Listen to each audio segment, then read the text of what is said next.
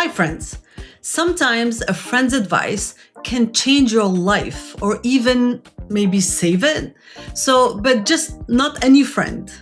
A biohacker that had his own health scare and researched solutions thoroughly and methodically. Someone that doesn't accept that waiting to end up in the ER with a heart event before looking at it, before looking into it, right? So, as a caregiver of a son with autism, with all the stress and unknowns that it entails, I refuse to accept that some health issues are inevitable, even with genetic predispositions.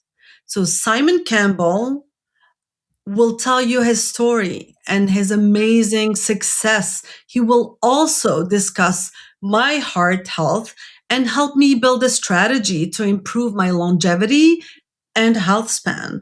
So, this could just be that advice that changes or even saves your life. But before we start, here's a quick disclaimer. The material covered in this podcast is for informational purposes only. The information is not intended to provide medical advice and should not be used as a replacement for professional medical consultation. We are not medical doctors and do not give medical advice. The information shared here is not intended to diagnose, treat, cure, or prevent any disease. Always talk to a qualified medical professional before making any changes to your health regimen. And this podcast does not encourage the personal use of any medication without medical supervision. Now that this spiel is over, I'd like to welcome Simon Campbell, my biohacker friend that I met in one of our groups, our special biohacker peptide groups. And we've been talking a lot about heart health, his heart health, my heart health. So, Simon, welcome to the podcast. Thanks very much, Nadia. That was a very kind, generous introduction. I look forward to getting into a good conversation today. Amazing, amazing. I'm very excited because you are not only a wealth of information, which is amazing, but here's what you cannot find anywhere else. You are a very powerful N of one. You have tested all of these solutions we'll talk about on yourself. So you've researched them, again, methodically and thoroughly, but you've also tested them on yourself and you have your results to show for them. So it's amazing. So I'm very, very excited to hear about not only your story, but also I would love to see the success you've had in implementing these solutions. Right. Well, I think, I'm interested in all aspects of health, right? General health, longevity and health span. It's not just about longevity. It's also the quality of life, for as long as we're on this planet, right? But my particular focus is around the prevention of heart attacks and strokes, which if people don't know already, they should know it is the number one killer in the world by far to this day. And particularly, when it comes to women, not many women realize this, but it is the number one killer of women. Heart attacks and strokes will kill more women than all other cancers combined. That's a fact. 800,000 people in America this year will have a heart attack. 800,000 will have a stroke. And there's a lot of emphasis, particularly with women, on cancer prevention, as there should be. And it seems to me that there's nowhere near the same emphasis on the thing that will kill them the most. And so a lot of what I do in my personal life, and it will also kill, by the way, more men than any other chronic disease. Yeah. It's not gender specific. I don't want to suggest that. And so a lot of what I do is focused around trying to figure out, how to minimize my own risk. And I'm a huge, huge fan, and I'm sure we'll get into it in our conversation today, of scans. I mean, we all talk about cholesterol, and you go online and everyone's going on about cholesterol. And it's very important. I'm a big get your cholesterol low fan. But at the same time, there's no better way to assess your risk than to actually look at the disease. And when I say look at the disease, I'm talking about scanning the arteries, either the neck arteries, which are called the carotids, or the heart arteries, which are called the coronary. And there are scans available today that allow a person to assess just how much of the disease is there. How many plaque lesions do I have, if any? Is it getting worse over time? Because I'm not downplaying like cholesterol or insulin resistance or anything like that. But at the end of the day, what greater metric can there be than to literally look at the disease? And it boggles my mind that, the healthcare system, particularly with women, says, oh, make sure you get your mammograms done. Mm-hmm. Yet I doubt any lady watching this video would ever hear, don't forget to get your CIMT done, which is a scan of the neck arteries. Ever. Before talking to you, I was never told to do that. I was told to do a calcium score after you reach 50, which I'm sure you'll talk to us a little bit about the difference. But that's it. Never, ever was I recommended to do so. Yeah. And that's the other thing is that, I can briefly just describe the 3 scans. There's basically 3 scans that anyone can get. 2 of them scan the heart arteries, the coronary arteries, and one, which is the most widely talked about, is called, as you just mentioned, a coronary artery calcium scan. Mm-hmm. And that's and ironically, that's a kind of machine that will be in the same radiology centers as the machines for mammograms. It'll be in the room next door. And so, a lady goes in and gets a mammogram done and no one tells her about the machine next door, So a coronary artery calcium scan has its place, but it's also quite limited in the sense that, well, first of all, it is inexpensive. You can usually get it for about $100. And unfortunately, here's the sad thing. Most insurance, while they might cover things like mammograms, they typically won't cover the scans that will pick up disease that will kill you more than cancer. Really? They won't cover typally CIMTs, coronary artery calcium scans, or CT angiograms. Those are the 3. So a coronary artery calcium scan, say $100, $200, it's a snapshot, takes 10 minutes, like a photograph of the heart from above. Okay. And what it's detecting, it's looking for calcified plaque in your coronary arteries, your heart arteries, which is reflective of end-stage disease. So the way it works, the way the disease is called atherosclerosis, right? Mm-hmm. And that just means plaquing of the arteries. We get plaque in our arteries, and it's called atherosclerosis. Mm-hmm. And calcification is the end stage of that disease. So when the arteries are getting diseased, they might start out getting like soft plaque, mixed plaque, and the body is always trying to heal and repair itself. And so to try to keep you alive, it calcifies that plaque, and it ends up being like concrete in the arteries. Yeah, and so that's what we call the hard plaque, right? The hard plaque. Think of it as like concrete on your artery walls. Okay. And while it's not good news, if you get a coronary artery calcium scan and they give you a score, and the only good score is 0, right? Nothing. Right. And then it can go up to tens or hundreds or sometimes thousands. So if you've got a lot of calcification in your arteries, it's not good news. However, it's not the end of the world news either, because calcified plaque is stable plaque, right? The really dangerous kind of plaque is soft plaque. And that's the kind of plaque that is lipid rich. It's more prone to rupturing than calcified plaque. And of course, if plaque ruptures, what does the body do? It thinks you're bleeding to death. It rushes to the scene of the crime to form a blood clot. A blood clot in the arteries means what? Boom, there's your heart attacking your stroke.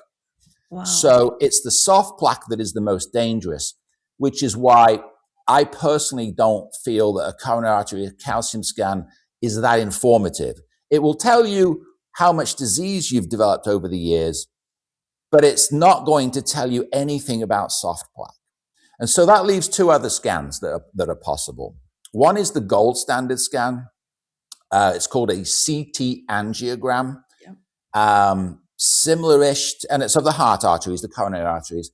And that will scan everything. That will scan calcified plaque. It will scan for soft plaque, mixed plaque, stenosis, which is the thickening or widening of the arteries. It's the gold standard. Mm-hmm. Unfortunately, it's thousands of dollars, anywhere from $1,000 to $3,000. Insurance typically won't pay. And you're subject to, they inject like this dye in your veins, the contrast. So that's how the machine gets a better image of your arteries. So people could have an allergic reaction to that. And it's not the end of the world, but there's a not insignificant amount of radiation, right? So a coronary artery calcium scan, the one that's $100, has a modest amount of radiation. A CT angiogram, the gold standard scan I'm describing, which is a great scan to get, but it's radiation and it's thousands of dollars. And so while it's phenomenal in terms of what it tells you, it's not my favorite scan for that reason. And the other thing is, you can get it once maybe and justify, I'll get a radiation hit once so I know. But it's not the kind of thing you're going to repeat. That's right. Because of the radiation and the cost. And so my favorite scan is the third one. And that's called a CIMT. It stands for carotid intima media thickness. And that's an ultrasound of the neck arteries here, the carotid arteries. And what's good about that scan is there's zero radiation, first of all.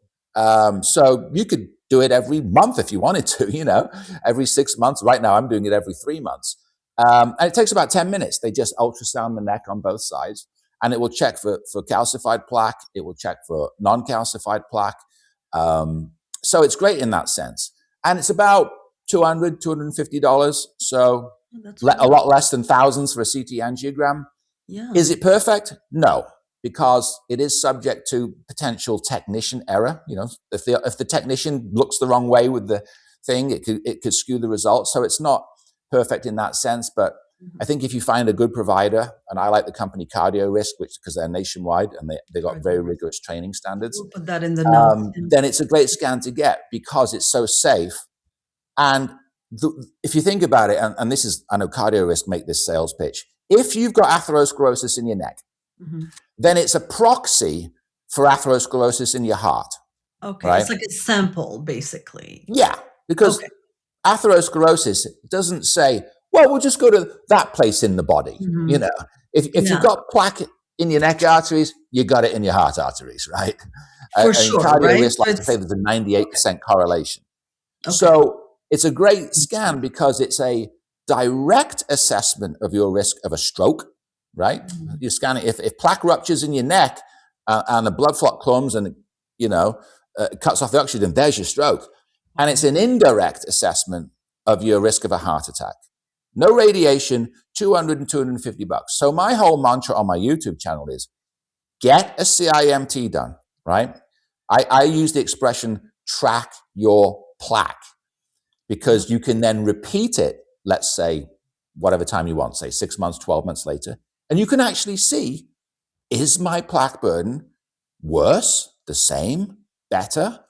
And that's the number one way of assessing your actual real risk of a stroke or a heart attack. And doctors aren't telling women this, or men. They're not being told. That's so sad. Which is why I'm glad that you're giving us this message. And that's why also I love your YouTube channel, because you go into so much detail on all of these, imaging procedures and what it looks like. And it's unbelievable. And it's very accessible, like you said. So thank you for sharing that with us. Yeah. I mean, my whole mantra is everybody, without exception, once you turn 40 or even maybe earlier, depending on your risk profile, go get a CIMT done. Go get it done. Have a baseline. I know Nadia's, you shared yours, and yours is actually very good. Do you have other risk factors? We can talk about that. But I did look at your CIMT, and right now, at least, it's very good. And I think, we can talk about it later, but you want to make sure it stays good. So it's not something you want to be complacent about. Absolutely. Mine was not that good. So my personal story is I've gotten all three of those scans done. I did a coronary artery calcium scan done, the $100, $200 one. I think that was maybe 4 or 5 years ago. And it had I had some calcium. My score was about 15, which is relatively low, but it's not zero. The only good number is 0. And then a couple of years later, I did get the expensive gold standard CT angiogram. And that came back again with, I think my calcium had gone up to, about 25. And I had some non-calcified plaque. So not a lot, but nonetheless, there's no such thing as plaque that is good news. Right. So I'm 58 today.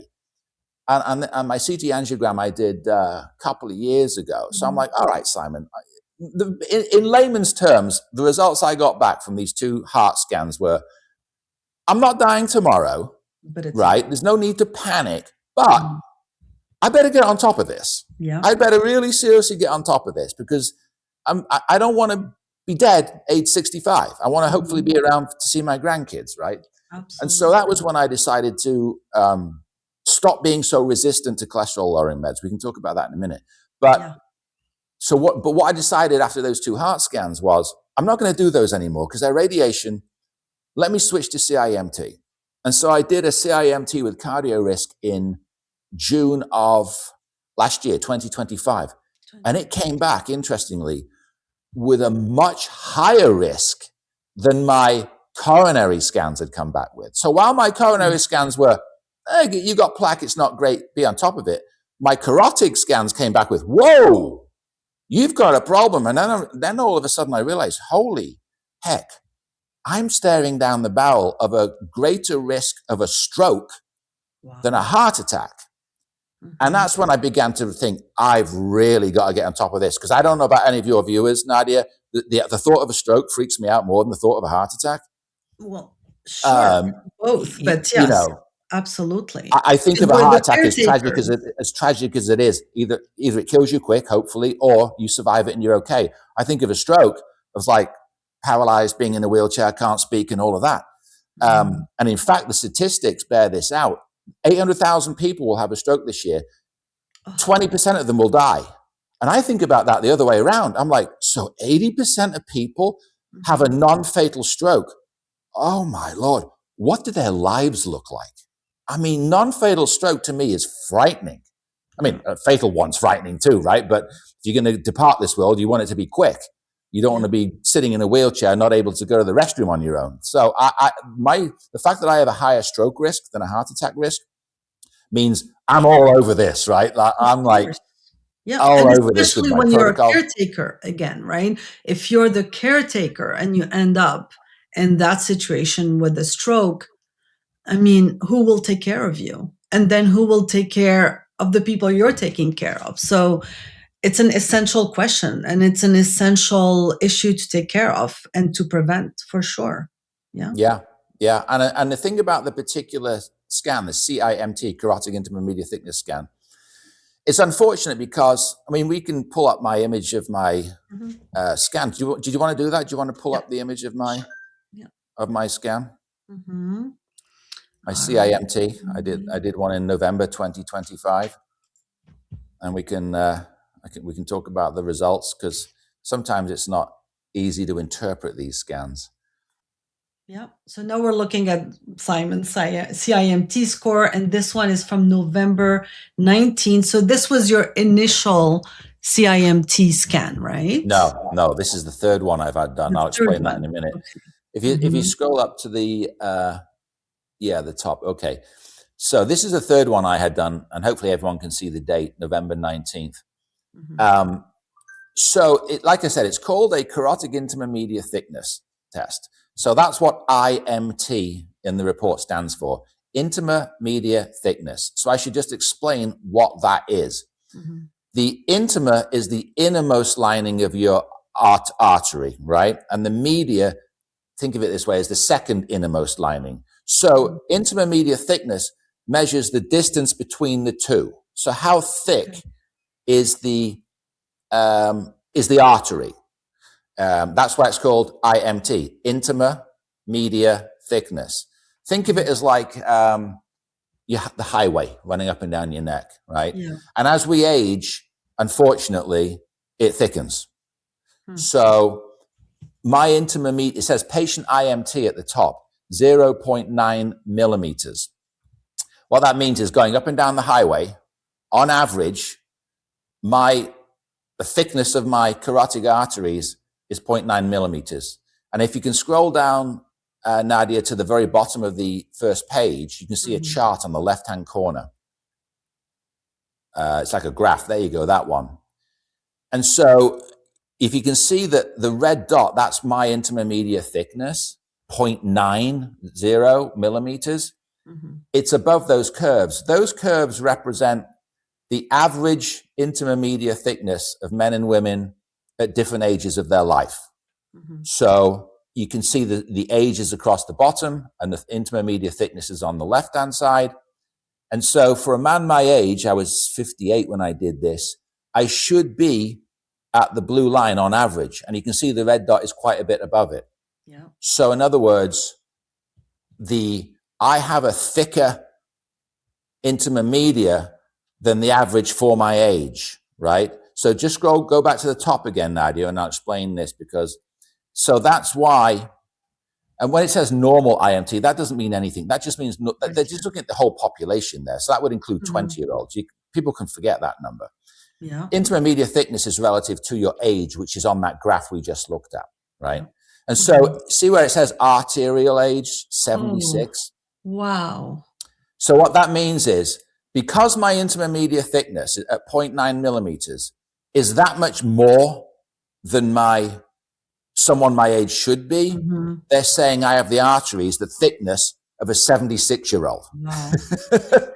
So I'm 58 and my arteries are those of a 76-year-old, right? So not great. That's like the headline grabbing attention, right? When people get these reports, they go, what's my arterial age? Now I'm going to explain to your audience that while the instinctive reaction on that is to go, oh my goodness, and then that's the headline news. I have the arteries of someone 20 years older than me. I'm going to explain in a minute how that's not the right way to read these reports. I'm not saying it's irrelevant. I'm certainly not downplaying my own report, because we'll get to what really matters in a minute. Right. And sorry, and that's why this is a very important pausing point, right? So when you see something like this, you have two ways you could go from there. You could say, well, let me put my affairs in order and plan for, frankly, an early death. Or in your case, you said, well, is there anything I can do? And the good news is that there are many, many things that can be done, right? Oh, absolutely. The purpose in getting these scans, to be clear, the purpose in getting these scans, to be very blunt, is to potentially save your own life. Yes. I mean, to put it just that simply. Yes, absolutely.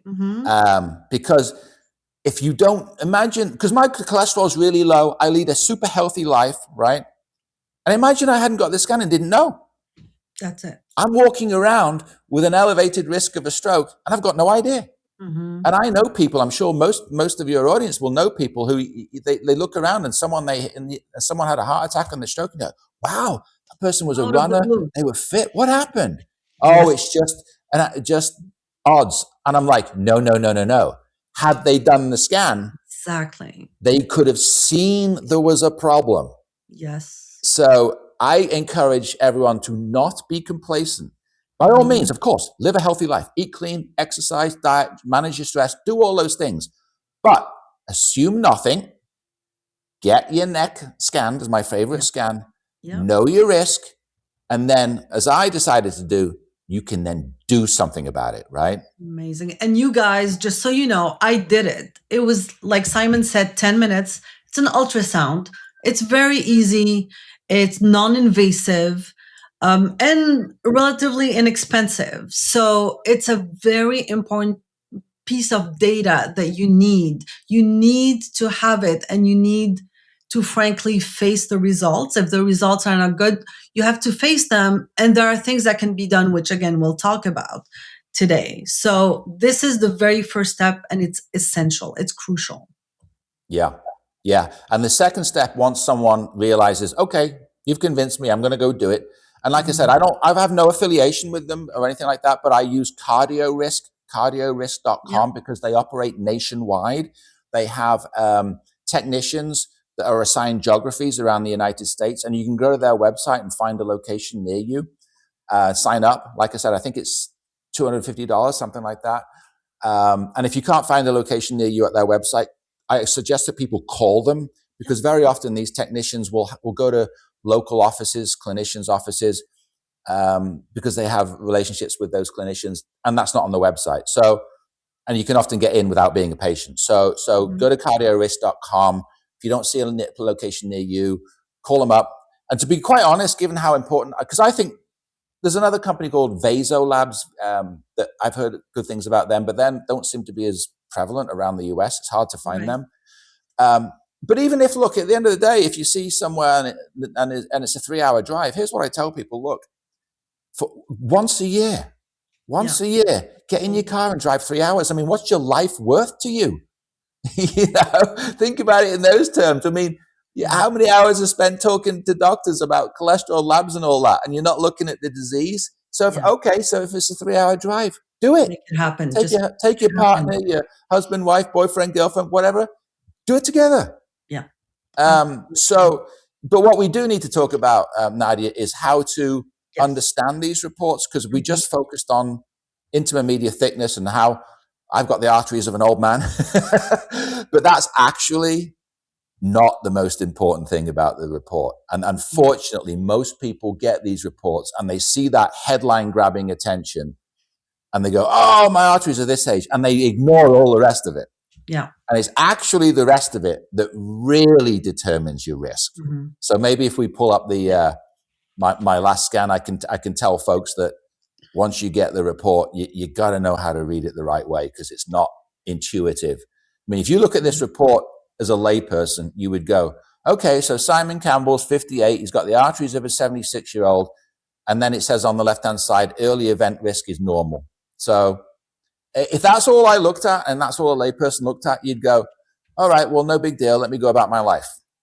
Because but here's the reality. That column that cardio risk puts in there as early event risk, just ignore it. It's utterly irrelevant. I don't know what algorithm they create that from. I've got no idea. Now, the artery age to thickness thing, again, imagine that's the overall thickness of your arteries. But here's where the risk is. And we're going to talk about this now, because here's where the risk is. The risk isn't so much in the thickness of your arteries. The risk is in whether or not you have any plaque lesions, right? It is plaque lesions that rupture and that can kill and maim you. It's not the overall thickness of the highway. It's whether or not you've got any bumps in the road, and whether or not those bumps are soft plaque, really dangerous plaque, mixed plaque, or calcified plaque. And so the way to read these reports is ironically in the fine print. Now you can see that in the middle of the screen here. It says the number one thing that matters about this report is plaque burden. See where it says high 2.7? Yep. Can you see that? There. Yep.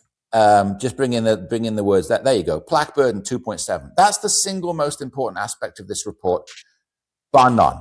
So that's where it says average CTA max region. That's kind of like an average of the molehills, the plaque bumps along the road. That just goes up and down with plaque burden. The number one thing that matters is plaque burden, and it says 2.7. Plaque burden. Okay. And the way that cardiorists do it, because every company's a little different, is they measure 6 individual places in your neck. 3 on the left side, 3 on the right side. And you can see that in the comments section. And again, this is almost like fine print, isn't it? There you go, comments. It says right CCA 0.9, bulb 1.4, and it's got the letter H next to it. And then internal carotid 0.7. I'm just reading from the comments, and hopefully people can see this. And then it says left CCA, that stands for left side common carotid artery 1.0. Left side bulb, 1.3 with the letter H. Left side internal carotid, 0.8. So imagine what the technician's doing is this. They've measured the thickness up and down the highway, and they give you a number, and they tell you whether you're an old person or not. And you go, all right, I've got bragging rights. And then they spot check in 3 individual places on the left side, spot check 3 individual places on your right side, and they put the numbers down, right? So I've got 6 numbers there, 3 on the left and 3 on the right in the comments section, right? There you go. That's it right there. Yeah, it's the comments section. Those are the 6 numbers that if everyone who uses cardio risk, or if you use a different company, you're going to learn how to interpret this. Those are the numbers that matter. The way to think about this mentally is to say those 6 places are either lesions of plaque already, plaque lesions, or they're on their way to becoming lesions. Wow. Lesions rupture, lesions kill. So what cardio risk does is they say, if we find any area, any of those 6 places that are 1.3 millimeters or more, we're going to call it plaque. Yeah. And then what they do is they add up any of those 6 that are 1.3 or higher, and that's how they come up with the plaque burden number. So when you look at my 6 numbers, you can see I've got a bulb of 1.4 millimeters and a bulb on the left side of 1.3 millimeters. And everything else is less than 1.3. Yeah. So 1.4 plus 1.3 equals 2.7. So my plaque burden in red is 2.7, and it's broken down by 1.4 millimeters being in the bulb. And the bulb is like a little pocket in your neck where the arteries branch off. Okay. And it's very often where plaque forms. And my other numbers, the other 4 numbers, are all less than 1.3. So I know, Nadia, when we looked at your scan the other day, yours were all under 1.3. So yours came back as plaque burden normal, like none. Yeah. But as here's mine. I don't know if you can see them here. Yeah, there we go. Yeah, here's mine. Yeah, so let's zoom in on the 6 comments numbers, right? So see how your plaque burden, it says none in green. Yeah. And then you get 6 numbers. And again, this is what folks need to think about. Those 6 areas, 3 on the left side of your neck, 3 on the right. If any one of those numbers is 1.3 or more, it's gonna go into the plaque burden column, right? Okay. Yeah. So what I tell folks is this. Imagine if your report, Nadia, said every one of those 6 numbers was 1.2 millimeters. Right. All 6. You would get a report that in green said you have no plaque, right? Yeah. And then imagine 6 months later, all of those 1.2 millimeters now say 1.3. That's it. What would happen is your total plaque burden, what's 1.3 times 6? Something very high, right? Exactly. You would go from plaque burden of nothing to a massive amount of plaque. Massive. Exactly. So this is why it's very important that folk understand these 6 numbers are what you want to track over time. Yeah. So for you, Nadia, your 6 numbers look great, really good for now. But let's supposing 6 months, 12 months from now, your bulb on the right hand side is no longer 0.8. Now it's 1.1. Yeah. And that's still going to be normal. It's less than 1.3. And let's supposing your bulb on the left hand side is now 1.2. Again, it's going to come back as normal, no plaque. But you will be able to internally see, oh, I'm moving in the wrong direction here. And it's probably only a matter of time before you cross the 1.3 millimeter threshold and you're plaque. So the way that folks need to read these reports is to think of it like this way. For those familiar with, let's say, HbA1c, which is a blood marker that measures insulin resistance, right? There's cutoff points where normal is 5.6 or less and pre-diabetes is 5.7 or higher. Well, think of it this way. If you get that blood test back and it's 5.1, which is super good, and the next time it's 5.4, you're still normal. Still normal, yeah. But you go in the wrong way. And so this is why when people get these reports, yes, you want to look at the plaque burden number, but that plaque burden number just measures the total amounts of the 1.3 or higher. You got to track the 6 individual numbers, even if they're normal. Yeah. Because you want to know if the train's going in the right direction or the wrong direction. And that's literally the route for prevention. To prevent preventable diseases, what Simon is saying is crucial. You have to look at the direction, the patterns. You have to look at the progression of your markers, such as these markers. So even if it looks normal, all the doctors will tell you it's normal. But if the progression is increasing, if the numbers are increasing, that means that there are things happening that are increasing that burden. And why not prevent it? Why not either stabilize it or even go backwards if possible, which Simon will tell us about. Yeah. Well, if you think about it, like I said, imagine if your 6 numbers were 1.2 and you go to your doctor, he says, everything's normal, have a nice day. Now imagine 12 months later, all 6 are 1.3. What's 1.3 times 6? My brain's having a moment. 7 something, right? Right. So and then you go back to the doctor and he freaks out on you and says, oh my goodness. And now there's panic, all kinds of tech breaking loose because you've just got this massive amount of plaque. Well, had the patient, because the doctors are very busy, a lot of them, they don't pay attention to detail, understood this nuance, you wouldn't be happy with 6 areas at 1.2 because you would know, oh boy, because cardiorists pick a number of 1.3 as calling it plaque. It's somewhat arbitrary. There's no particular clinical basis. It's a way of saying, look, we have to pick a cutoff point somewhere Right. for calling it plaque.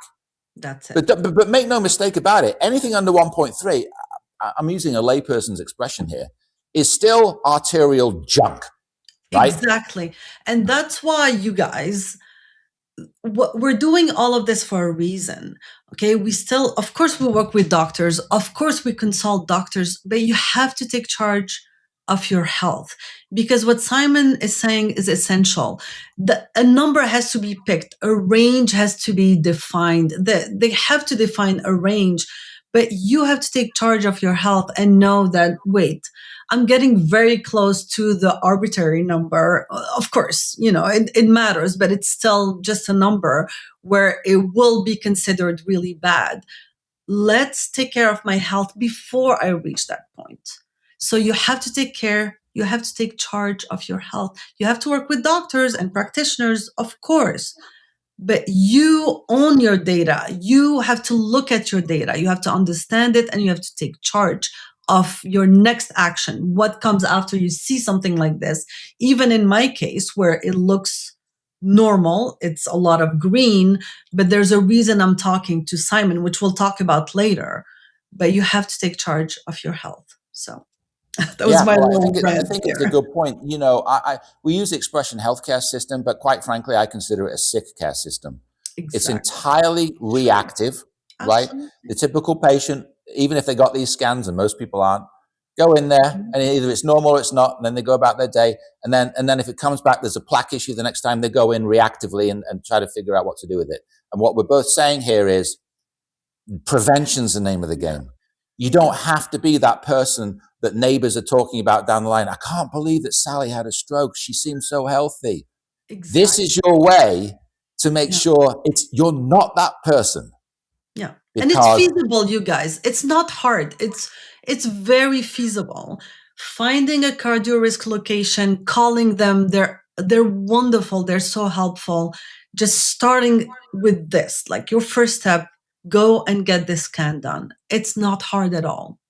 Yeah.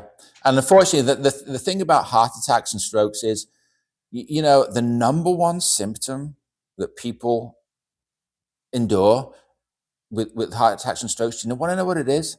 Sudden death. Oh. Like you're walking around, right? You're living your life. For most people, there's no respiratory issues. There's nothing. You're walking around, you're living your life, and some plaque ruptures. Bingo, your life is over. Your life can be over. There's no warning signs. Yeah. Unfortunately, I've known a few people that... usually with cancer and other diseases, you're going to have symptoms, you're going to have warning signs. Something like heart attacks and strokes, they just happen seemingly out of nowhere. And the beautiful thing about these scans is that when you start getting them, you'll know, oh, it's not going to happen out of nowhere. It's because I've got lesions forming in my neck or my heart. Absolutely. And I'm going to be darn sure, if we want to go back to my artery image, Nadia, I'll talk about some of the things that I'm doing. Yeah. And then, of course, you guys, just so you know, we're going to also talk about what you can do about it. So definitely, there's a lot that can be done. And that's what Simon will talk to us about. Yeah. So when I did this was last June.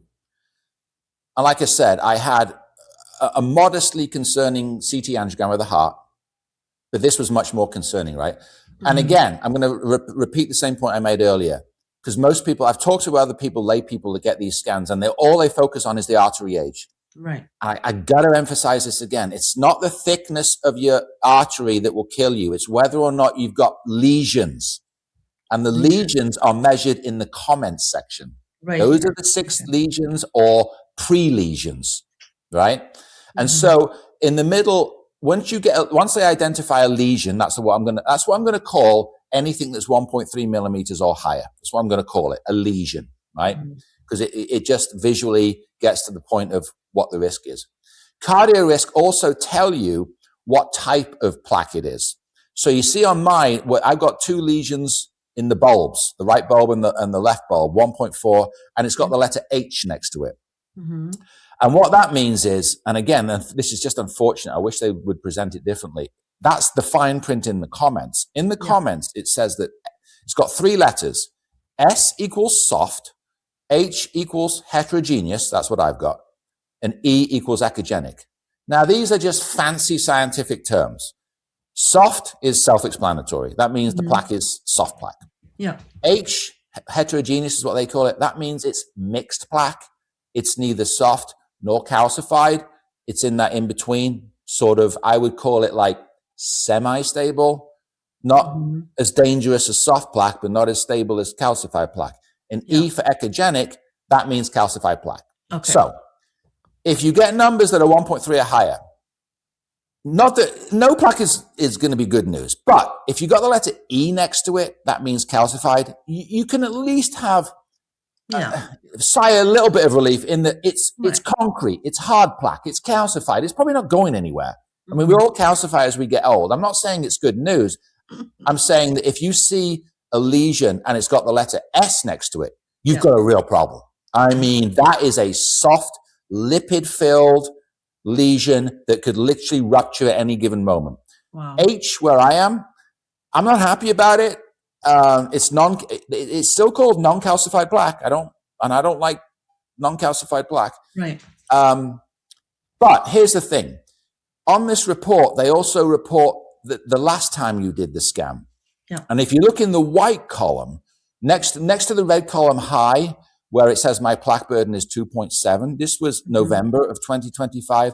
If you see in the white column, it says last visit.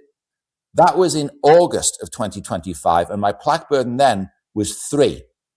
Yeah. Right? And if you look in the small comments section in gray on the right, this is how you got to read these reports when people get them. It reminds me of what my 6 individual areas were in August. And so the point is this, and I'm not here to wag my own tail or anything like that. No, it's amazing. The difference between 3 and 2.7 on the plaque burden number is 10%. I reduced the amount of plaque, non-calcified heterogeneous plaque in my neck arteries by 10% in 3 months. That is crazy. So in 3 months, 10%. Most cardiologists would say that's not possible. Yeah. They would say, best case scenario. Once you get plaque in your arteries, particularly calcified plaque, they say, look, it's not going anywhere. You're going to have to live with it forever. Now, admittedly, there's a potential to maybe reverse soft plaque because it's not become concrete yet. But nonetheless, a 10% reduction in plaque in 3 months is very unusual.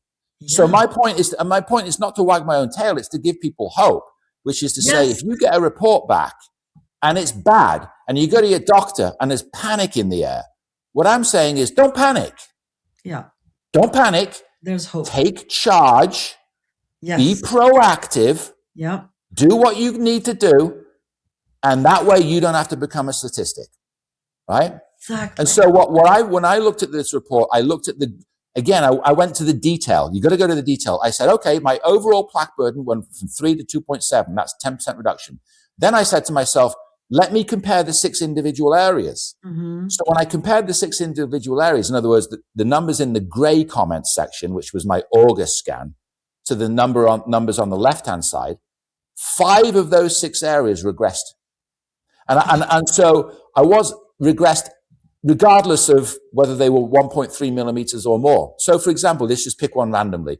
On the right-hand side, I'm looking at the gray section here, my numbers from August, the gray comments. Right. It says, I'll just pick one number randomly. On the right-hand side, it said my internal carotid was 1.0, right? Yep. On the right-hand side. Now, that's not called plaque, because remember, it's not 1.3. Yeah. Then I scan over to the left comments. Now my internal carotid on the right side is 0.7. 0.7. So that's a 30% reduction. Wow. Again, that neither number qualifies as plaque. But the point is this. It's still all arterial junk, whether it's 1.3 millimeters or more. And in that individual location, it dropped 30%. Now, when I look at the left-hand side bulb, that was the same. 1.3 was also 1.3. And this is how I encourage people. I hope people are getting the idea at this point. This is the level of minutia that you got to get into. You got to look at your 6 numbers. You got to look at your 6 numbers before. Forget about whether we call it plaque or non-plaque, because that's just somewhat of an arbitrary figure. Which direction are you going on all 6 of them? Are you going the right way? It looks scary. It's not scary. It's easy, you guys. I know it looks like a lot of numbers. I know you're seeing all these colors and these numbers and these words. I promise you, it's not scary. It's not hard. You can do it. You really can do it. Right? Yep. It's as simple as saying to yourself, you get this report and you go, okay, I've watched the podcast. Yeah. The intermediate thickness, my artery age, let me just skip over that. Yes. Let me go to these 6 individual areas in my neck, 3 on the left, 3 on the right. Yeah. Are they growing? Are they shrinking? Are they staying the same? That's it. That's it. That's it. And you just repeat that scan, let's say, at least once a year. But if you've got a problem, maybe you're more aggressive and you repeat it every 6 months, because once you know you've got a problem, Nadia, the next question becomes so what am I going to do about it? That's it. And that's what we're all dying to know, because now we know what the issue is. We know how to figure out if there's an issue or if you're on your way to getting an issue. And now the next question is, please tell us there's a solution, which obviously there is, since you've reversed your plaque drastically. Yeah. And you're still working on it to make it I'm going better. back in for I'm going back in for another scan tomorrow. Of course you are. Of course. Because most doctors will say, like, you know, no need to go more than once a year because it doesn't change that much. But I'm like, excuse me, that's you. That's your opinion. I've just got rid of 10% in 3 months. I'm going back in another 3 months. Exactly. I like to make the joke that the cardio risk technician's like, oh, Simon, you're back again so soon. Like best friends by now. Yeah, exactly. Wonderful. Yeah, but here's the thing. Before we get into the interventions that I was doing, here's the thing. Again, just to remind folks, whatever these interventions are, and you go to your doctor and they'll give you ideas, and then maybe you come up with some on your own and whatever. The most important thing to track is to go back and get a scan again. Yes. Because what my whole point is, fine, track your cholesterol numbers. We'll talk about cholesterol in a minute. But more importantly than that, track your plaque. Yes. Right? Track your plaque. And hopefully that's just a great phrase, isn't it? Track your plaque. Yeah. And that's literally what we just talked about. Track your plaque, track the areas that might become plaque, all 6 of them. Yeah. And do it, well, pick a time. If you like with you, Nadia, I said to you, you don't need to go back for another year, you're good. But but for me, I'm going back more because I've got a problem. But for you know that I'll go back more often. But yes. You probably, exactly. I mean, that's the thing about these scans is there's no radiation. So if you want to spend another $250, have at it, right? It's an ultrasound. But anyway, so that's the most important thing. I hope that people, the number one takeaway I hope that people get from this podcast, Nadia, is get the scan. Don't argue about it. Just do it. And then track those 6 numbers. Yes. Right. And by the way, once your plaque starts regressing, we didn't talk about it. We don't need to bring it up again. But my arterial age did come down 2 years. Oh. so I make the joke, right, that I started out in August as being, I'm 58. I think I started out as being a 76-year-old. Now I'm only 74. Oh, that's amazing. Benjamin Button there. Wow. But yeah, I mean, it's just a fact of life that plaque burden matters more than intima media thickness. And isn't that ironic? Because the test itself is called carotid intima media thickness. And the irony is the intima media thickness is the least relevant part of the report. Amazing. I wish they called it the carotid plaque burden test. Yeah. But that's fine. Again, hopefully our audience will be able to see this podcast and understand what numbers matter. And, and now they know. So absolutely. So Simon, can you tell us a little bit about what you did in those 3 months? Well, I am going to I've started to talk about this a little bit on YouTube because, of course, it's not a 5-minute conversation, but I'll try and be as succinct as I can because atherosclerosis is a disease that begins at birth, frankly. I mean, we all develop atherosclerosis over time, right? As it's just part of the aging process. And the only question is whether we die with it or because of it. Yeah. And unfortunately, way too many people will die because of it. So it's a process that's been going on for years and years. So it's not something that you can just take a supplement, take a magic pill, and there your plaque vanishes. Right. And so most people need to understand that trying to decrease your odds of dying or having a non-fatal stroke or heart attack, as much as anything else, just stabilizing your plaque can dramatically reduce your risk.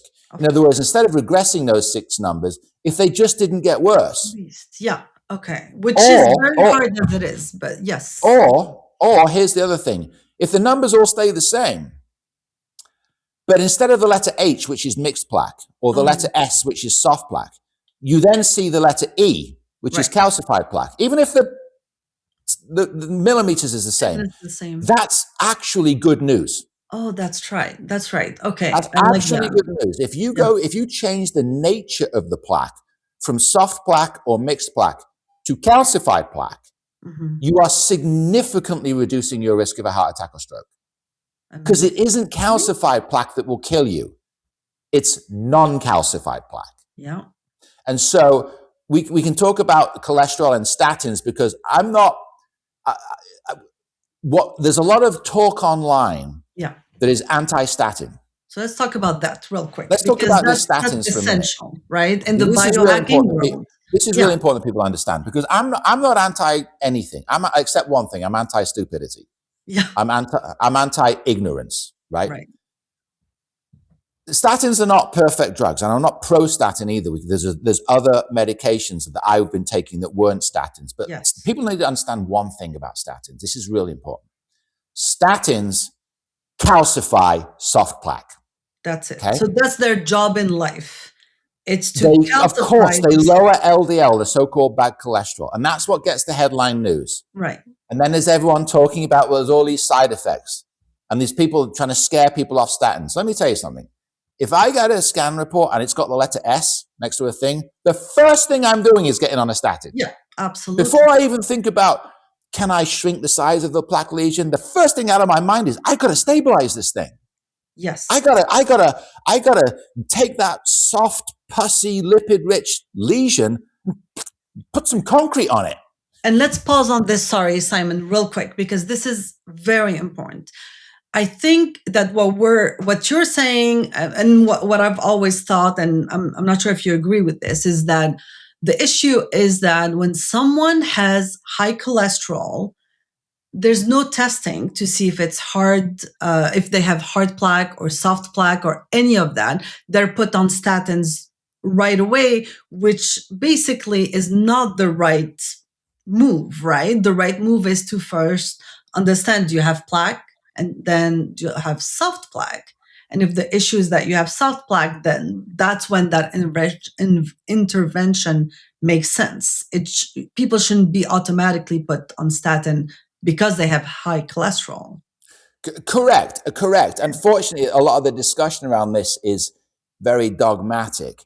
Yes. So the statistics, by and large, just so we all understand this, the scientific data does show that lower cholesterol is protective of heart attacks and strokes. That is unequivocal. However, we all hear the stories of grandma lived to her 90s and she had a high cholesterol her whole life, and that's fine.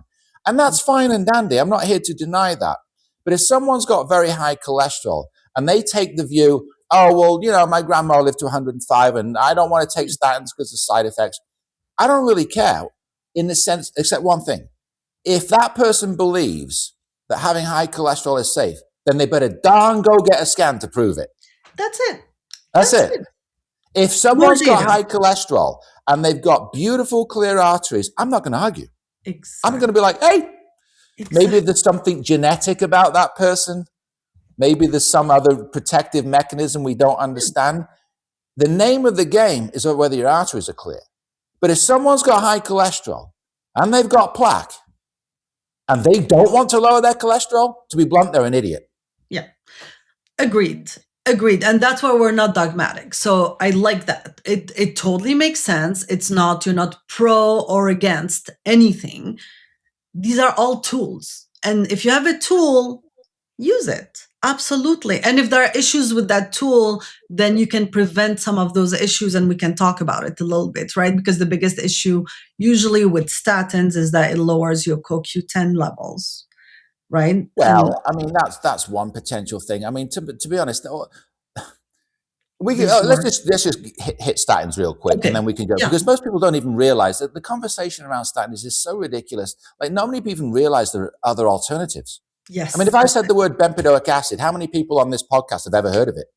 Great. And that's Bempedoic acid is what I take. It smokes statins. It's got none of the side effects of statins. None. Zero. And it's old school, right? It's been around. Has it been No. around for a while? Bempedoic acid is much newer. Oh, it's newer. Oh, that's right. Yes. Okay. The reason people don't know about it is it's still patented. So it's very expensive, and insurers like to deny coverage. But it's infinitely superior. And what's the name of the medication for it? What's the brand name for it? I think it's Nexletol. I'm not quite sure. Nexletol. Okay. But if people just Google bempedoic acid, they can. Perfect. And we'll put that in the show notes. Yeah. Bempedoic. Bempedoic acid is the compound name. Perfect. And it's a patented branded drug, and so it reduces cholesterol synthesis like a statin, but unlike a statin, it works locally on the liver. Statins work systemically. So that's why they can have issues with CoQ10 depletion. Although that to me, that's not a big deal. Just take a CoQ supplement. People carry on about that. That's just a nothing issue. The bigger issue with statins is the potential for muscle and mitochondrial issues. All statins cross the blood-brain barrier, so they can reduce cholesterol synthesis in the brain too much, which is an issue. And if that happens, there can be dementia risk issues. I'm not saying that. But there's a way to mitigate that. I don't want to go make this a 4-hour podcast, but there's a way to check whether or not you're overdoing cholesterol synthesis in the brain. So statins cross the blood-brain barrier, and the brain synthesizes cholesterol. And if you over suppress it in the brain, it can have dementia issues. Now, by and large, that doesn't mean that that's going to happen. It just means it's something to check. And there's a blood marker called desmosterol, which you can check. However, if you don't take a statin and you take bempedoic acid, which only works activated in the liver, it's not an issue.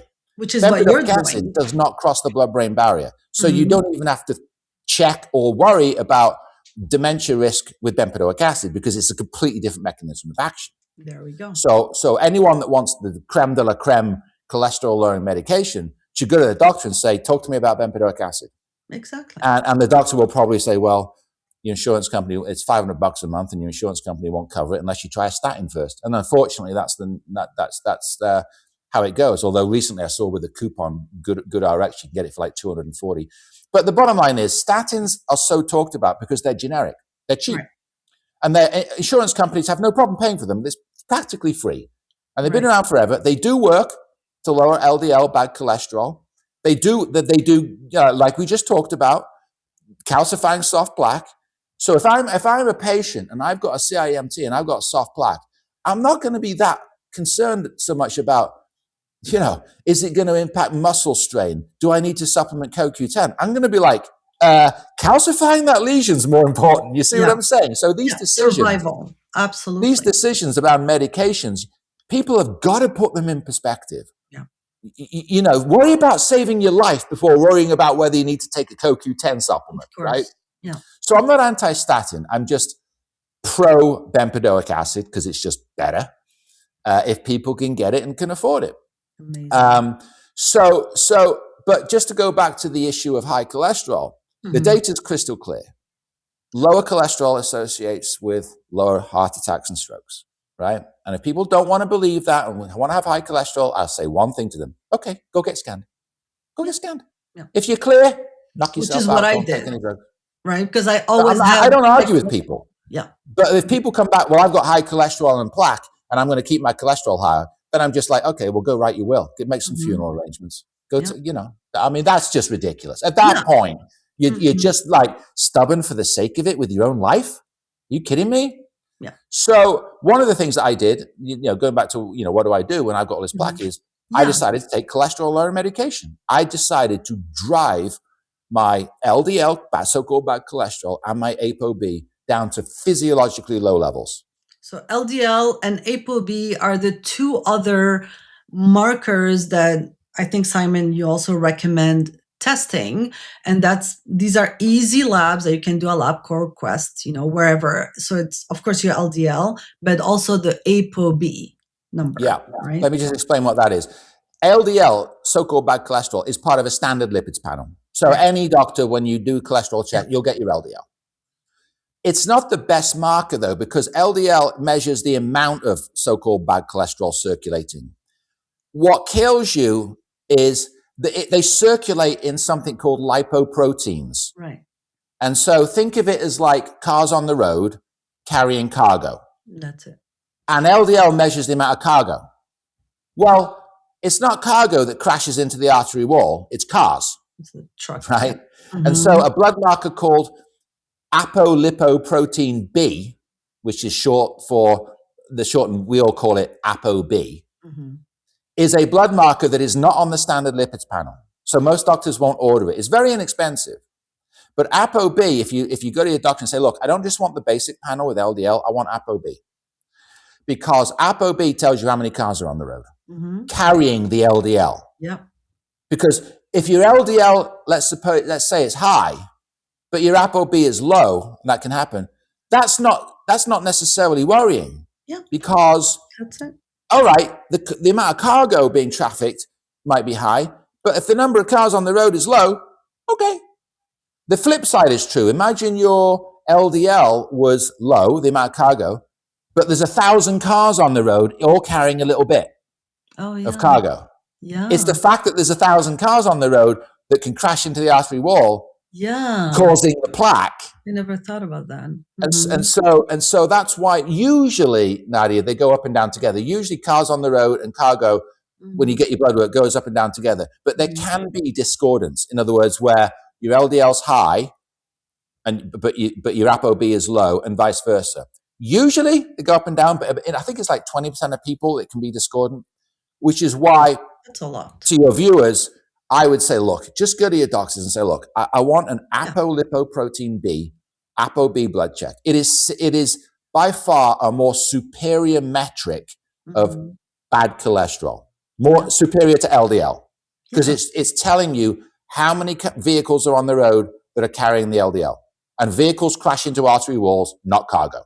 That's in layman's terms. Yeah. So when I decided to get my cholesterol low, to be clear, I don't mean my total cholesterol, because HDL cholesterol is the healthy cholesterol, right? The good cholesterol. I was talking specifically about LDL, the cargo, and even more specifically, apolipoprotein B.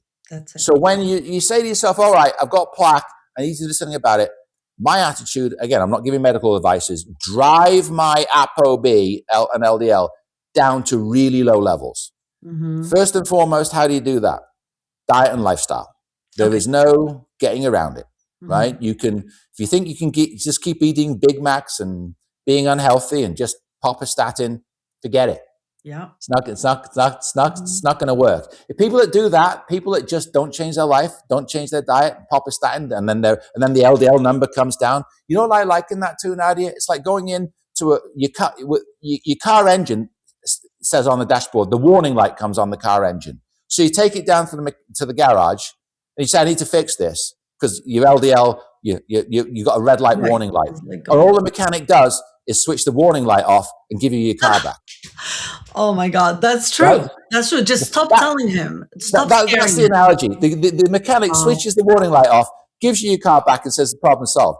That's a great analogy for if all you do is take a statin or other medication to lower your LDL and your number comes down, you haven't solved anything about the underlying problem. The underlying problem is inflammation, mm-hmm. insulin resistance.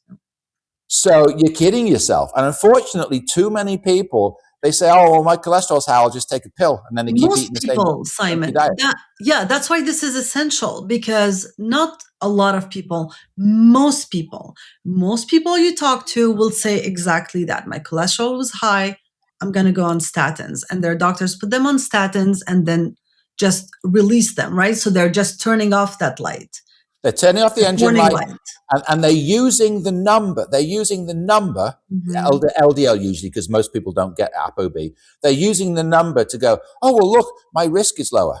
Yeah. Meanwhile, behind the scenes, Nadia, guess what's happening to the plaque lesions? Those numbers are going up. Those numbers don't care. Your plaque lesions don't care that mm-hmm. your LDL's gone down. Heck no. If those arteries are inflamed, because you've got insulin resistance, you got high levels of hsCRP and other inflammatory markers, those lesions are growing, mm-hmm. which is why we dovetail back to the original point. Yeah. If people want to track their metrics, do not rely on the LDL number coming down. It's not enough. You've got to get the CIMT, and then if you see those 6 numbers coming down, then you can go, whatever it is you're doing, whether it's diet, lifestyle, or medications, and for me, it's all 3, then you know it's working. Yeah. If you just change the number on the LDL, change nothing about your diet, never get scanned, you're just as at risk. Exactly. And also a little pause here, because once you know something like this, once you see that your numbers are not great, you have 2 ways of dealing with this. One is adding things one at a time, like diet, exercise, specific medications, or of course, what Simon and I usually prefer to do, which is what we call in the field, the kitchen sink, right? And so we just throw the kitchen sink at it and do everything, right? So you can choose your direction. You could add one thing at a time while measuring, or you could implement all of these things.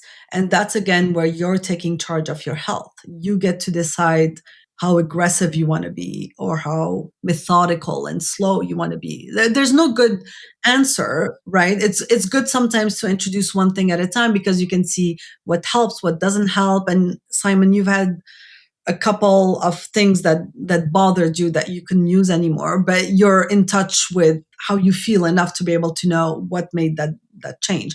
But in general, you guys make that decision. You're either throwing everything at it or you're adding things one at a time. Right. And obviously it depends on your health status. I mean, I tend to be an all-in kind of a guy, but I mean, I have on my YouTube channel actually 45 minutes of going through this 10% plaque reversal. And I still haven't got into on my own channel yet all the things I was doing because it's quite involved. But what I'm doing here in this podcast is saying the central starting point is diet and lifestyle. And to be very clear on that, I eat a diet that is basically Mediterranean. Mm-hmm. Saturated fat worsens and increases ApoB and LDL. It's just a fact. So if you want to eat a diet that's high in saturated fat, understand that you are knowingly increasing ApoB and LDL, which is increasing your risk knowingly. Mm-hmm. So when it comes to diet, I'm just very practical about it. I'm not an ideologue, but I don't eat any red meat simply because I don't want the saturated fat. For your body, for the way, because also, Simon, you have tested, some people are over producers of cholesterol and some people are over consumers of cholesterol. So that's also a huge data point to help you figure out how you should actually eat. A separate point, right? Yeah. But so just on the dietary front, because I don't want to, people can go get good nutritional advice from people more experienced than me. I do believe a Mediterranean-based diet, which is high in unsaturated fat. So I eat a lot of fatty fish, salmon, wild-caught salmon, sardines, oysters. I eat a lot of plant-rich foods, fiber. Fiber is fantastic for helping bind to cholesterol, and you move it through the system. So I would call my diet plant-centric. It's not vegan. It's plant-centric. With fish and seafood and, diet and exercise.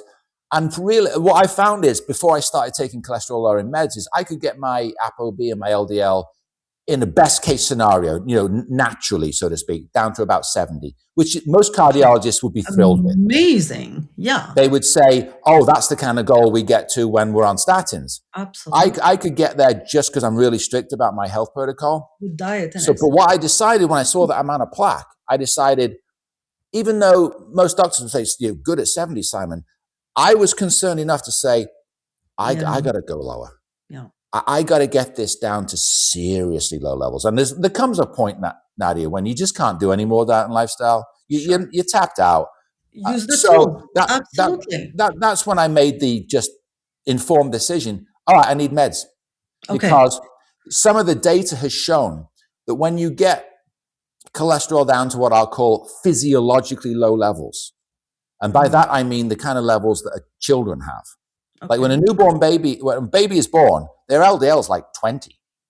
And they thrive just fine. So when I use the expression physiological levels, I'm talking about getting down to really low levels that you just can't do with diet and lifestyle.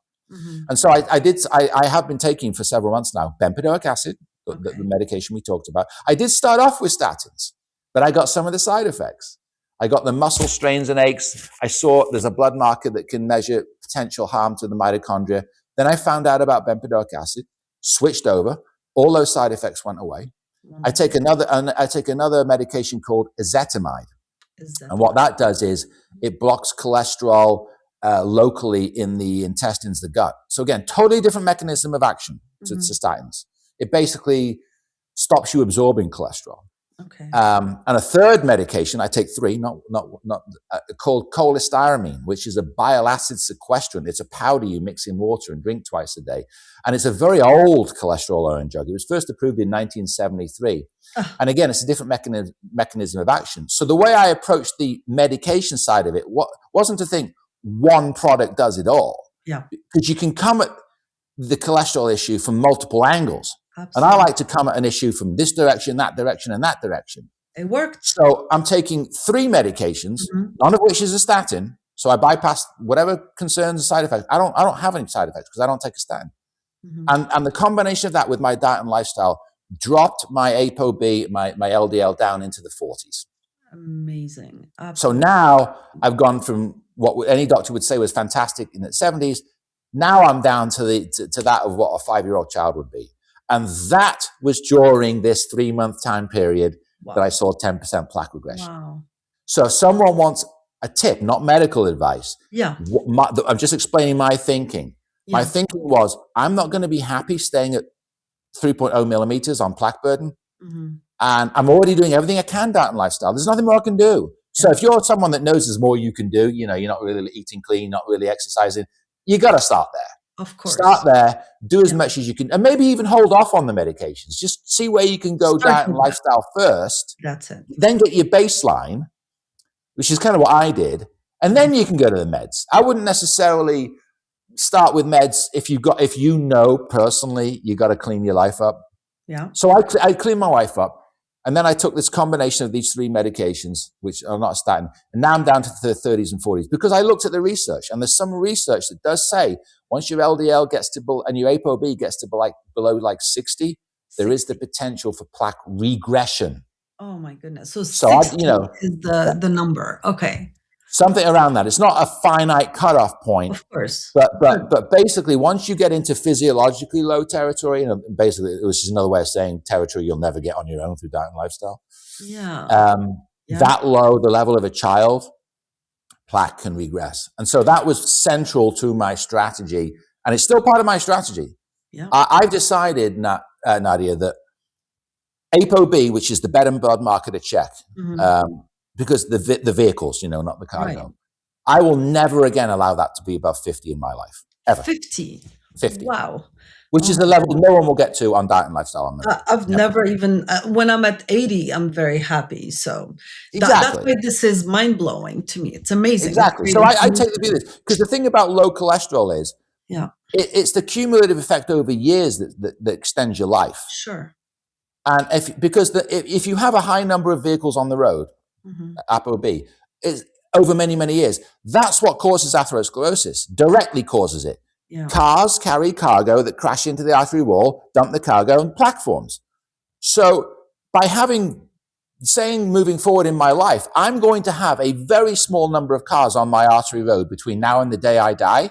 Yeah. I'm basically telling myself, I am now going to take heart attacks and strokes off the equation as a risk factor. Maybe I'll get cancer, die, something else. But I'll tell you one thing that's not going to happen. I'm adamant about this. It won't be a heart attack or a stroke. That's literally taking charge of your health, you guys. Oh, I've decided. This is what it sounds like. It sounds exactly. like Here's the thing. The number one killer in the world, totally preventable if you know what you're doing and you take charge. There are certain things, I think, like cancer, I don't know if I have a handle on that. That might be up to the gods. I don't know. But I do know that heart attacks and strokes are caused by atherosclerosis. Vast majority of them. Okay, we've got bleeding strokes. That's a little bit different and we've got mechanical heart failure issues. They're different things. Electrical issues. The biggest, there can be mechanical problems with the heart and bleeding strokes, and that's a different whole thing. But majority of heart attacks and strokes are atherosclerosis. Plaquing of the arteries, it ruptures, you're dead, or you're in a wheelchair. Yeah. And it doesn't have to be that way. Yeah. So I've decided moving forward, my ApoB will never again be above 50. Oh, I If love that means I have to take a simple pill or 3 that gives me no side effects, fine. I only take a whole bunch of vitamins and supplements. It's no big deal. Yeah. And Oh, so of course. as I've evolved over the years, I used to be very anti-pharmaceutical. And I now look back on those years as I was just stupid. It's Like I was okay. growing plaque. Yeah. I'm developing plaque and I'm on principle against pharmaceuticals. I look back and I'm like, you were an idiot.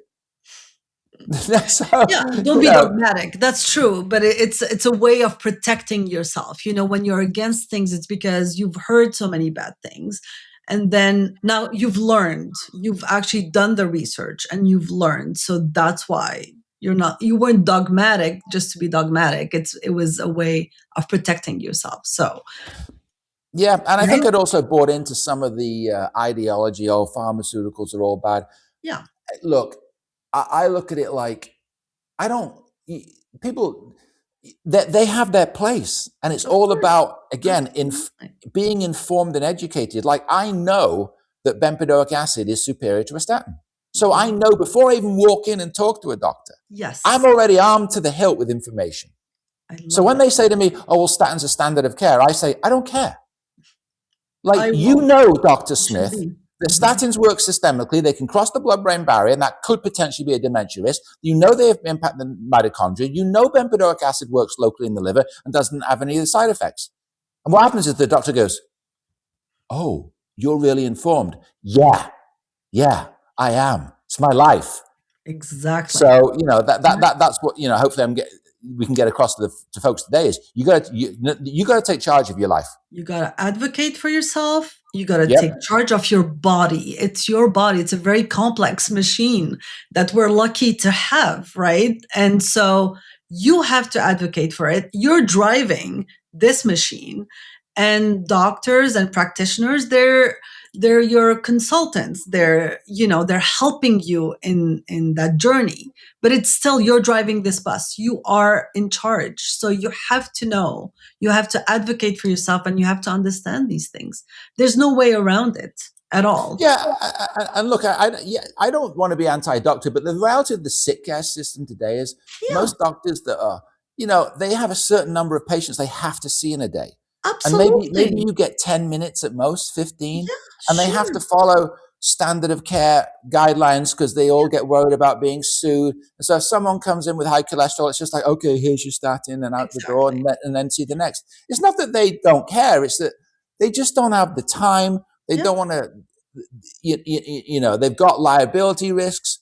And so they're not going to spend half an hour talking to you about what is cholestyramine, the bile acids, a question that I take. They're not going to talk about bempedoic acid. They're not going to talk about don't forget to get a CIMT done and none of that. It's just, oh, you got high cholesterol, here's a pill, off you go.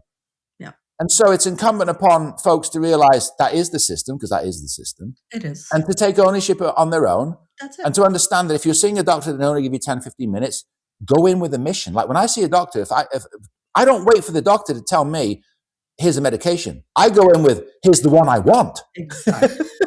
Or the combination. Yeah. I'm like, if you don't give me these 3, because I know what I'm talking about, I'll find a doctor who will. Exactly. Absolutely. And you guys, don't be scared to do that. Most doctors will actually appreciate your knowledge. And the ones that don't, again, like Simon was saying, a lot of times they're overwhelmed, and that's okay. And most of the times you can change doctors, but you have to advocate for yourself, which is why this conversation is so, so important with Simon. I mean, for me, and I'm sure for you guys also, because so Simon talked about a number of medicines that he's taking and some that he tried. And of course, there's a lot more. And that's why in the show notes, I'm going to put his YouTube channel. He has a Substack also. But, and I'm sure you're going to be updating it with anything new that you find or that you try. So stay informed, watch his channel, learn from there. But from all our conversations, if I'm probably paraphrasing, but there are 2 groups of medications to look at when it comes to heart health. One is going to be the cholesterol or the plaque mitigating medication, and then on the other side you're going to have all the insulin resistance and metabolic, let's call them metabolic medications, right? So, and right now you're working on both those things, Simon, right? Yeah. So we've talked a lot about cholesterol, but plaque formation is driven. It is driven by cholesterol, or more specifically, the vehicles on the road, ApoB. So we've talked about that, but it's not only that. Plaque can form, even if you get your ApoB low or your LDL low, like we talked about the engine warning lights, just switching that off isn't enough.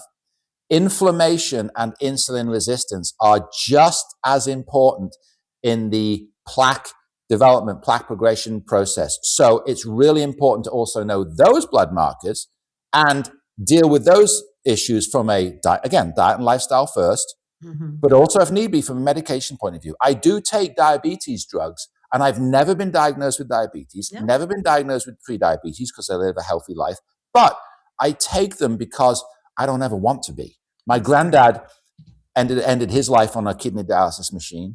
He was not overweight. My mother just got diagnosed with diabetes. There is a certain part to insulin resistance, diabetic, that is genetic. Yeah. And unfortunately, as we age, we just become more insulin resistant. So I've done all I can do over the years to be insulin sensitive, glucose control. But again, I'm not shy. These days, I'm not shy. I take an SGLT2 inhibitor, which is a phenomenal compound. To it's approved for diabetes, and it's a much more modern version of, like, metformin is the one drug that is the most common for diabetes. It's kind of like the statin of diabetes. Everyone gets metformin. And I don't have any issues with metformin, but I take a medication called Jardiance. That's its brand name. Its compound name is empagliflozin. It's kind of a long word. And its mechanism of action is it just filters out glucose through the kidney, so you basically don't uptake as much, and you pee it out, basically. It's a really unique mechanism of action. Yeah. And they're now showing data on it's now been approved for chronic kidney disease patients, heart failure patients. They're now finding out that this SGLT2 inhibitor has therapeutic effects outside of diabetes. That's right. And so I take that. I consider it a longevity compound. I agree. So again, I'm not suggesting that people just run out and take a bunch of pills. What I'm talking about specifically here is diet and lifestyle is always first. Always. You got to get that dialed in. I'm just talking about, once that's dialed in, stacking on top of that select, targeted, intelligently chosen medications. And for me, that's the meds we just talked about on the ApoB cholesterol side, and on the diabetes side, insulin resistance side, I do take Jardiance, and in fact, I take another one called pioglitazone, which is a fantastic insulin sensitizer. But I don't want to overwhelm people with the number of meds and stuff I take. It's more the principle I want to communicate, which is to say, that's it. Yeah, because again, I haven't even got into all this on my YouTube channel yet, but I will. Which you will, right? So I will. Again, I just wanted to make sure people understand that I'm not here advocating just to go get a bunch of pharmaceuticals. Not at all. I'm saying that, if I get diet and lifestyle, going back to the cholesterol, my ApoB down to 70, I'm already doing everything that the doctors would tell you to do. Go clean up your act. All I'm saying is I just want to go further because I'm concerned enough about my plaque. And therefore, I understand that. And like insulin sensitivity, my A1C, which is the average HbA1c, which is average blood sugar, that started to creep up to like 5.5, and 5.7 is when they call it pre-diabetes. And at one point, I think it was last year or 18 months ago, I saw 5.6.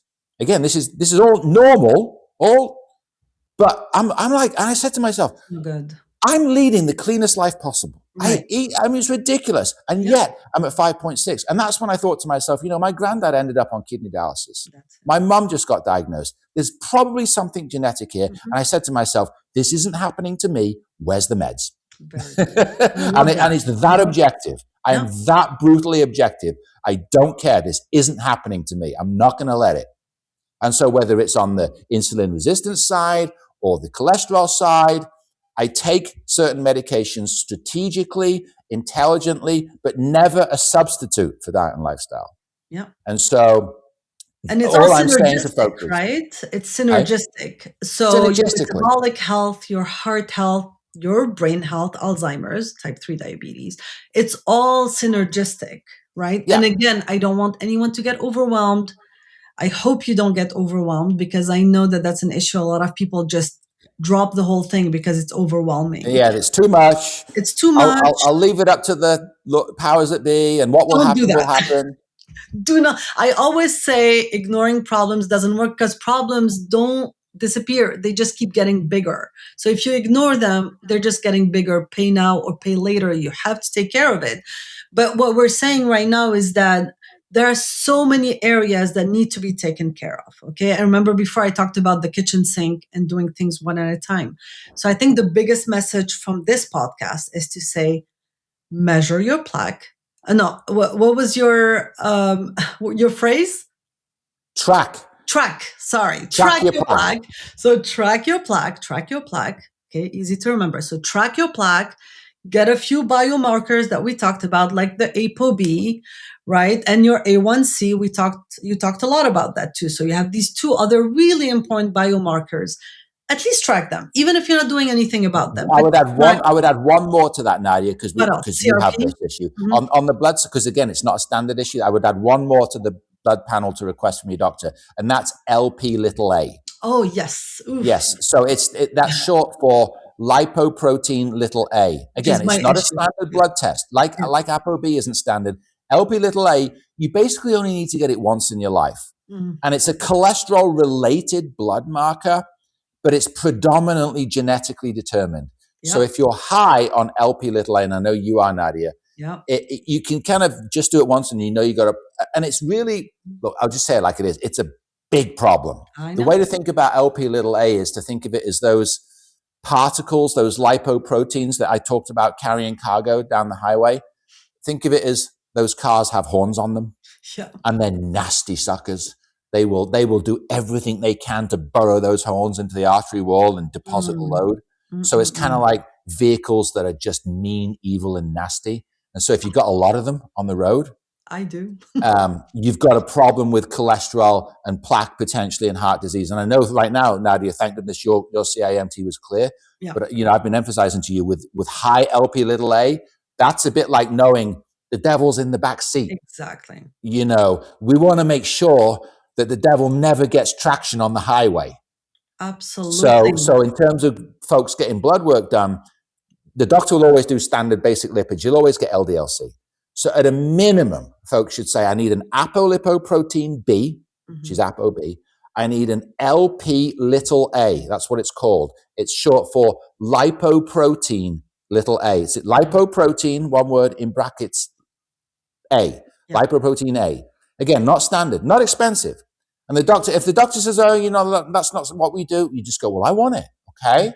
Yeah. Because if you know you're normal on LP little a, you don't ever have to do it again. Like I'm normal on it, right? But if you're not normal, it just means on the cholesterol side, you got to be extra diligent, right, extra careful. And I would argue, and I know that the best lipidologists would argue, if you've got elevated LP little a, you really, really want ApoB low. Because unfortunately, with LP little a, there's no drug for it that can lower it. Right now, they're working on some, but there's none right now that can lower it. Diet and lifestyle doesn't really lower it. Yeah. So if you get high LP little a, this vehicles with the horns on it, you got a problem. So what you have to do in those situations is mitigate the things you can control. Yeah. And so if you know that a certain number of cars on the road have horns on them, what's the thing that you do? You minimize the number of cars on the road as much as you possibly can. Yeah. So like for yourself, Nadia, and for folks that have high LP little a, I would say, get your ApoB down, spank it down. Spank it down. So what does that look like? Spank it down? Well, to me, I consider 40? Spank down where I run it, between 30 and 50. Whew. Wow. Okay. So again, we start with diet and lifestyle.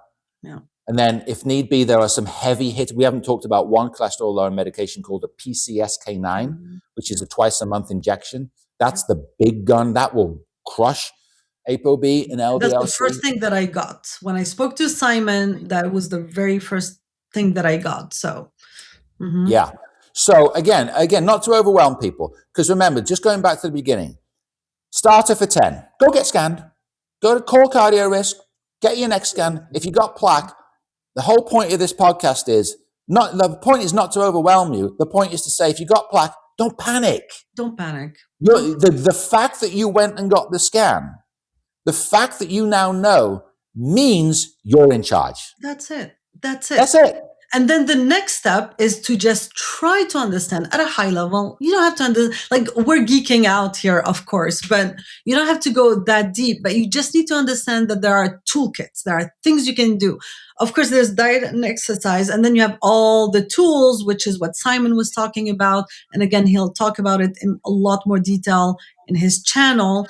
And then now you know your tools, and you can use your tools and track.